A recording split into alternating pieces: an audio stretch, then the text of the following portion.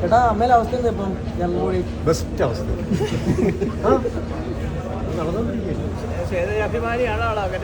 അംഗത്വം വരെ രാജിവെച്ചിരിക്കുകയാണല്ലേ? അമ്മേലെ അംഗത്വം വരെ രാജിവെച്ചെന്നാണ് കേൾക്കാൻ അറിയാൻ കഴിഞ്ഞത്.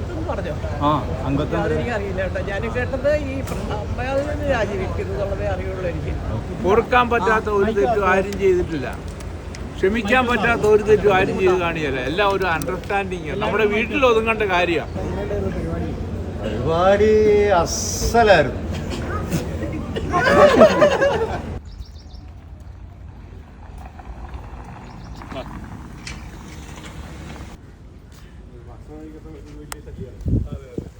ഹായ്.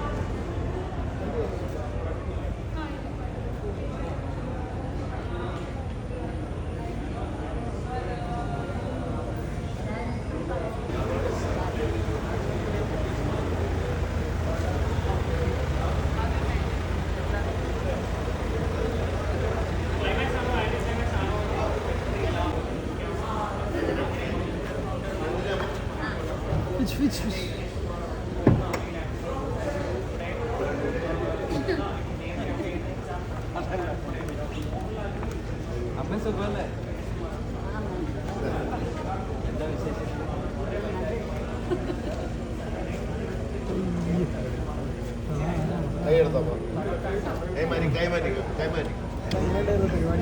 പരിപാടി അസലായിരുന്നു. ചേട്ടന് പ്രായം കുറച്ച് കുറഞ്ഞാവും. ഇപ്പൊ ഇച്ചിരി പ്രായം തോന്നുന്നുണ്ട്. ഞാൻ കുറേ വർഷമായില്ലേ പരിപാടിയൊക്കെ തുടങ്ങി. കുറച്ചാണ്.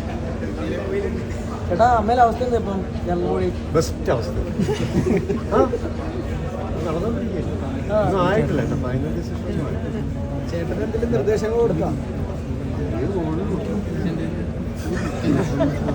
ചേട്ടൻ പ്രസിഡന്റ് ആവും എന്നൊക്കെ പറയുന്നത് കേൾക്കാൻ ഓരോരുത്തർ. ഫിജിൻ ഏഹ് ഫിജിൻ ഇതിനെന്താ പണി? അങ്ങനെയൊന്നുമില്ല എല്ലാം നമ്മളല്ലേ.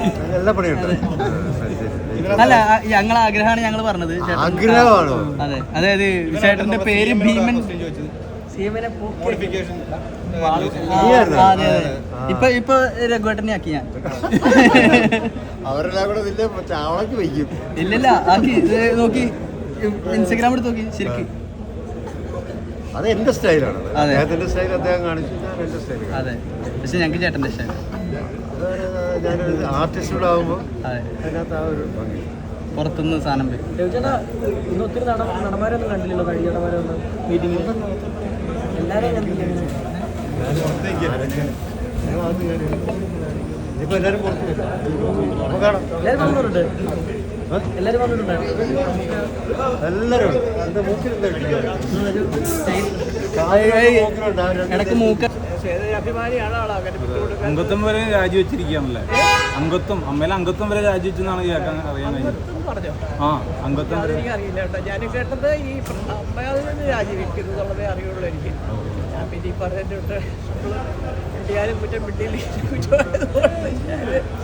എല്ലാവർക്കും നേരെ പോയാൽ സംഘടനയ്ക്കും കൊള്ളാം, താരങ്ങൾക്കും കൊള്ളാം അല്ലേ? ഞങ്ങളൊക്കെ എൻ്റെ പോലെ ഇത്രയൊക്കെ ആയി. ഇനിയിപ്പോൾ എന്താ പറയേണ്ടത്? ഇവര് ശ്രദ്ധിച്ചൊക്കെ നീങ്ങണം. അതായത് ഈ മറ്റുള്ള സ്ത്രീകൾ തന്നെയാണ് ഇതിനകത്ത് പ്രശ്നം, വേറെ ആരുമല്ല പ്രശ്നം. ഇല്ലാത്ത കഥകളുണ്ടാക്കി ഞാൻ അങ്ങോട്ട് പറഞ്ഞു, അവരിങ്ങോട്ട് പറഞ്ഞു. ഇനി കേട്ടുകേൾവി വെച്ചിട്ട് അതിനകത്ത് പറഞ്ഞു തീർക്കേണ്ട ചെറിയ ചെറിയ കാര്യങ്ങൾ പുറത്തേക്ക് വിട്ട് അത് വഷളാക്കി സംഘടനയ്ക്ക് മൊത്തം ഒരു ചീത്തപ്പേരുണ്ടായതുള്ള സത്യം തന്നെയാണ്. പക്ഷെ ഇപ്പം അത് തന്നെയാണ് സംഭവിച്ചത്. എന്തായാലും ശ്വേതയ്ക്ക് ചില കാര്യങ്ങൾക്ക് അത് വേണ്ടത്ര രീതിയിൽ ഒരു ഉത്തരം പറയാൻ പറ്റാതെ ശ്വേത സ്വയം എനിക്ക് വയ്യ അവിടെ എന്ന് പറഞ്ഞു ശ്വേത മേനോനെ അംഗത്വം വരെ രാജിവെച്ചേക്കും. അത് ഞാൻ അറിയില്ല. അമ്മയെന്നോ അമ്മയെന്നോ രാജിവെച്ചേക്കുവാണ്. പലരും ഇറക്കട്ടെ വരുമ്പോൾ അഡ്വോക്കറ്റ് കമ്മിറ്റി ആരാണ്? ഞാൻ അറിഞ്ഞില്ല. ഞാൻ ഒരു കമ്മിറ്റി നമുക്ക് അതിനെപ്പറ്റി ഞാൻ അന്വേഷിക്കാറില്ല. സംഘടനയുടെ വാർഷിക റിപ്പോർട്ടും കണക്കും പാസ്സാക്കേണ്ടത് അനിവാര്യമാണ്. അല്ല, ഇത്രയും കാലമായിട്ട് ഇതുമായിട്ടുള്ള ഒരു ഐകമത്യവും യോജിപ്പും ഒരു സംഘ കോപ്പറേറ്റീവായിട്ട് വളരെ സ്നേഹമായിട്ടില്ല എല്ലാവരുമായിട്ട് ബന്ധപ്പെട്ടു. ഇപ്പോൾ അതെല്ലാം അങ്ങോട്ടും ഇങ്ങോട്ടും ചെതറി തേങ്ങ ചാണകത്തിനകത്ത് വീണ പോലെ തെങ്ങയെന്ന് ചെതറി എന്തോ എങ്ങനെ ഇങ്ങനെ എന്നോ സംഭവിച്ചു. എനിക്ക് വലിയ വിഷമമാണ് സത്യം പറഞ്ഞു. ആ ചെതറി അംഗത്വം വരെ രാജിവെച്ചെന്നാണ് അറിയാൻ ഇത് അന്നേരത്തെ ഒരു ടെംപ്റ്റേഷനാണ് ഇതൊക്കെ. പെട്ടെന്ന് ഒന്ന് ക്ഷമിച്ചാലും ഒന്ന് സഹിക്കാനും പൊറുക്കാനും പറ്റുന്നില്ല. പൊറുക്കാൻ പറ്റാത്ത ഒരു തെറ്റും ആരും ചെയ്തിട്ടില്ല. ക്ഷമിക്കാൻ പറ്റാത്ത ഒരു തെറ്റും ആരും ചെയ്ത് കാണിയല്ല. എല്ലാം ഒരു അണ്ടർസ്റ്റാൻഡിങ്. നമ്മുടെ വീട്ടിൽ ഒതുങ്ങേണ്ട കാര്യമാണ്. അത് ഇത്രയും നാട്ടിലും നാട്ടുകാരും മുഴുവൻ അറിയേണ്ട കാര്യമില്ല. എങ്ങനെയോ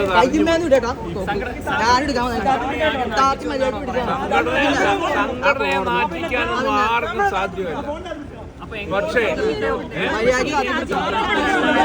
അല്ല, ഇനി വരും പുതിയ ആൾക്കാർ, നല്ല തലമുറ വരും, നല്ല തലമുറകൾ വരും, നല്ല ആൾക്കാർ വരും, തീർച്ചയായിട്ടും വരും.